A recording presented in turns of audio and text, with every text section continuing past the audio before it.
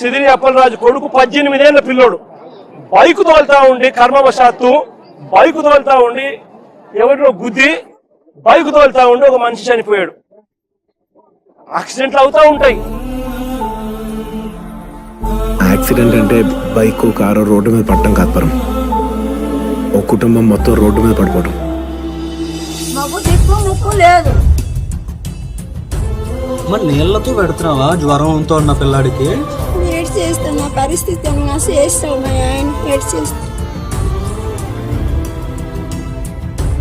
ఆవిడ మనసు కరిగితే 10 రూపాయలు ఇచ్చి బిస్కెట్ కవర్ తెచ్చిస్తే మా ఆయన పెడుతున్నాను పిల్లలకి. మన నేను అక్కడికి వెళ్ళి తెచ్చి పెట్టేస్తాను. మా ఆయన చచ్చిపోయిన రోజు కూడా మా అక్కడ 10 రూపాయలు లేదు.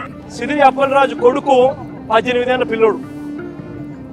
సిదిరి అప్పలరాజు డాక్టర్, పలాస ఎమ్మెల్యే, మంత్రి, ఫిషింగ్ మంత్రి మన ప్రభుత్వంలో. నువ్వు అంత డబ్బుగాలోడు అయితే నీకు అవులేడు చేయలేరా? నీకు పదవి ఉన్నదని నీకు ఏడు చేయలేము. మేము నిజమే, మేము చేయలేము. డబ్బు ఉందో, ధనం ఉందో, బియ్యం ఉందో చూడండి ఒకసారి వెళ్ళి. ఈ అమ్మాయి అబద్ధం చెప్పుతుందని 1,50,000 ఇస్తాను, పాసి పనులు నా ఇంట్లో చేస్తుంది, నా కోడలకు తోలమన్నాడు. డాడీ ఏడి అని మాటకి గుర్తు పెడుతున్నాడు. చిన్నోడే పెద్దోడు ఇంకెక్కువనే, చిన్నోడే వేగాడుతున్నాడు. ఆడు ఇంట్లో ఆడు పిల్లడు, ఆడు ఉండు, ఆడు డబ్బు ఉన్నది, పదవి ఉన్నది. మాకు పదవి లేదు, మాకు బలం లేదు, మాకు మేమేడు చెయ్యాలి. ఇంకా ఆ పిల్లలకి దిక్కే లేదు. వాళ్ళు అండడంతో నేడుకి పిలిచిన వాళ్ళు లేరు.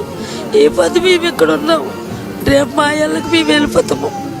ఆ పిల్లలు గోస పెడుతుంటారు, ఆలోచన తగులుతుంది.